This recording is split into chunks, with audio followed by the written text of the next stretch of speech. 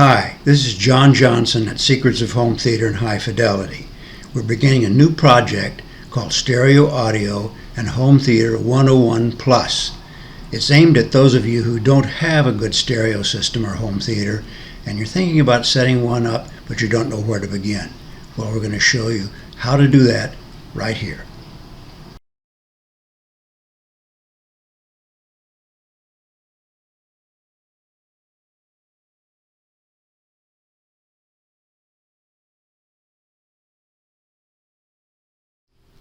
If you have watched our first two Stereo Audio and Home Theater 101 Plus videos, and now have a music source such as a laptop streaming to a preamplifier that has a DAC, and a stereo power amplifier, you are probably now considering speakers.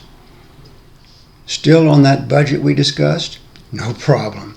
I have selected 3 bookshelf speakers for this review, and all of them are quite affordable, falling in the $1,000 to $2,000 per pair range.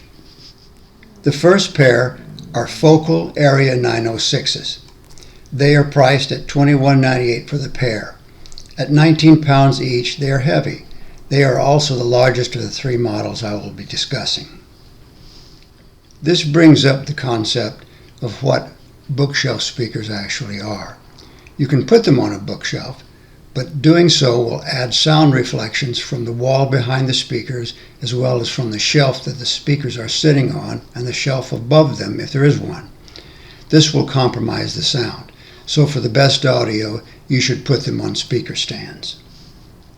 You can find good quality affordable speaker stands on websites like Amazon or Monoprice for somewhere around $200 for a pair. The matching stands in the photo are from Focal, and they are $589 for the pair. Some speaker stands let you fill them with sand or other damping material to reduce the ringing that the stands can produce when playing music. Thump on the stands before and after filling them with damping material and you will hear the difference. You can probably use something other than sand if you wish. Some people use cat litter. Just try them out and see how dead you can make the stand by filling it, then put the top plate back on. The Focal 906s come with a choice of finishes on the sides, including gloss black, and on the speakers I received, it was real walnut veneer on the sides. The top has a gloss black finish. The tweeter is a 1-inch aluminum magnesium inverted dome, which means the dome extends into the enclosure rather than outward. The woofer is 6 1/2 inches in diameter and is made of flax. The material chosen for mid-range drivers and woofers is to reduce resonance. There is a port on the front which interacts with the woofer to produce the desired sound. The rear panel has the speaker binding posts. The grill on the front is magnetically attached. The Focal 906s have an 8 ohms nominal impedance. I recommend using 12-gauge speaker wire to connect your speakers. Also, get some banana plugs that let you insert the stripped ends of the speaker cable into the plug and tighten them to hold the wire. The Focal 906s have color-coded plugs in the ends of the binding post that will need to be removed before inserting the banana plugs. A small flat-tipped screwdriver or even a pin should work to help pop them out. Once that's done, simply insert your banana plug-tipped speaker wire directly into the holes in the speaker binding posts, being careful to connect the red and black marked plugs to the matching posts. Also, make sure the binding posts are screwed down completely so that the banana plugs seat correctly. Banana plugs for this purpose, as well as 12-gauge speaker cable, can be found on Amazon. I listened to the Focal Area 906s as front stereo main left and right speakers, and also used them as Dolby Atmos width speakers, which sit to the left and right of the front main speakers. I will cover the details of Dolby Atmos in a future video.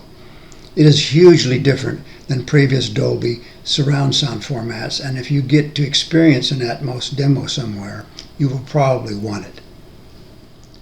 The Focal Area 906s sounded great both in the front main left and right positions, as well as in the Dolby Atmos width position. They have crisp detail and natural tonality. That is to say, voices and instruments sound natural. They tend to put out a lot of bass, and if you routinely listen to music that has intense bass and like it loud, you should use a subwoofer, which I will cover in more detail in a future video. Cross over the sound from the speakers to the subwoofer at 70 Hz. In general, this is a good crossover frequency to use with bookshelf-sized speakers. What crossing over means is that all the sound above 70 Hz will go to the speakers, and all of the sound below 70 Hz will be directed to the subwoofer. None of this sound below 70 Hz will go to the speakers. You will need to have an audio-video receiver or integrated amplifier with crossover functionality built into it to do this, but we will save that for a future video. In the meantime, before you get that subwoofer, don't play deep bass-intensive music very loud with your bookshelf speakers. If you just play music at soft to medium volume, you don't need to cross over them to the subwoofer. I also tested the focal area 906s in the width position for use with Dolby Atmos encoded movies.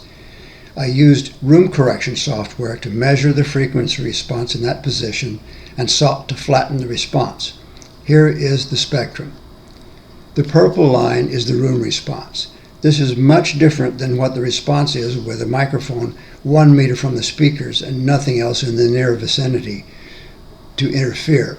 When the speaker is in the real world position with other objects nearby, the response is altered, as seen in the spectrum. The room correction software flattens the response as shown in the red line, indicating that the 906s will work just fine in this position. Here is the response at 1 meter. The large peak in the mid-range and fall off in the high frequencies are not there.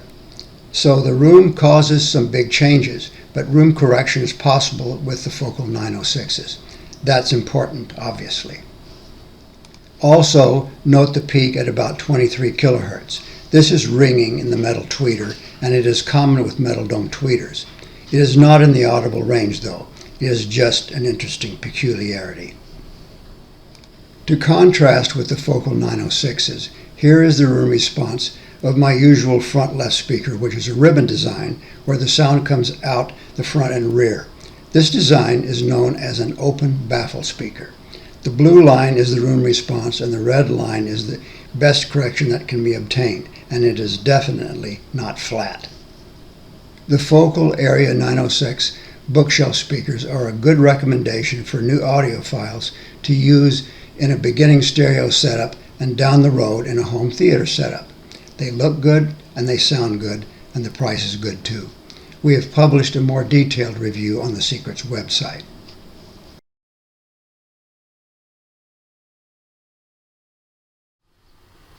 The second set of speakers I selected for this video are SVS Ultra bookshelf speakers. They are priced at $1,200 per pair, and the ones I received were in gloss black finish. The gloss black is over the entire speaker, front, sides, top, bottom, and rear. They have a very elegant appearance. They are also available in black oak veneer. The tweeter is a 1-inch aluminum dome, and the mid-bass woofer is 6 1/2 inches with a fiberglass cone. The tweeter is protected by a perforated metal screen. They are ported on the rear above the speaker binding posts. The binding posts have a removable metal strip that connects the tweeter to the woofer. You can remove it if you want to bi-wire or bi-amplify the two drivers. The Ultras have a nominal impedance of 8 ohms. I used the same pair of 12-gauge speaker cables that I used for the previous set of speakers. Speaking of cables, a nice set of SVS SoundPath cables came with the speakers for me to try out. They are XLR balanced cables, 3 meters, which is about 10 feet in length, and appear to be of very high quality, including gold-plated connecting pins. At $50 per cable, which is $100 a pair, I consider them a good value. The gold plating on the pins prevents oxidation that would impede signal transmission. Copper pins can oxidize. The RCA connector versions are about $50 for a pair of 1 meter cables. The SVS Ultra speaker enclosures have slopes that create partially non-parallel sides to reduce internal reflections. This photo shows them in the black oak veneer finish. The SVS Ultras weigh 19 pounds each, the same as the Focal Area 906s, but they are physically a bit smaller. I placed them on speaker stands for the listening tests. They were situated about 8 feet apart when I listened to them as front main stereo left and right speakers, and a few feet to the left and right of my own main stereo speakers when testing the SVS Ultras as Dolby Atmos with speakers. It is nice when you have a dedicated listening room and home theater so that speakers have nothing nearby to reflect sound. But for many of us, including me, my listening room and home theater are in my downstairs living room. So the width speakers are in a position that is not ideal, as shown in the photo. In fact, I have to move the right width speaker into position for movies. Immediately to the right of the speaker is a fireplace, so room correction is in order. The SVS Ultras performed very well as main stereo speakers, and they also did well in the width position for movies. The sound was smooth and had a natural tonality, and the bass was tight without boominess or chestiness. The frequency response, measured at 1 meter on axis, looks good, quite flat in terms of not having any upward or downward slope from the low frequencies to the high. Distortion stays below 1% from 70 Hz to 20 kHz when the sound level was set to 87 dB SPL. Very nice. Note the peak at about 25 kHz. This is the metal tweeter ringing like it did in the Focal 906s. Again, it is not audible. It is just something that can occur with metal tweeter domes. When I used the SVS Ultras in the Dolby Atmos width position, room correction was able to flatten the response. The photo shows the room response in the blue line, and the red line is the corrected response. So even with having other things in the room near the speaker, its response could be corrected. Not all speakers can be corrected, as shown in the next photo, and being correctable is important. At $1,200 for the pair, I consider the SVS Ultra bookshelf speakers to be an excellent value for the dollar. They are beautiful, they are solidly built, they have a great sound. Like with most bookshelf speakers, I would recommend that they be used with a good subwoofer to handle sound below 70 Hz. You can read a more detailed review of the SVS Ultra bookshelf speakers on the Secrets website.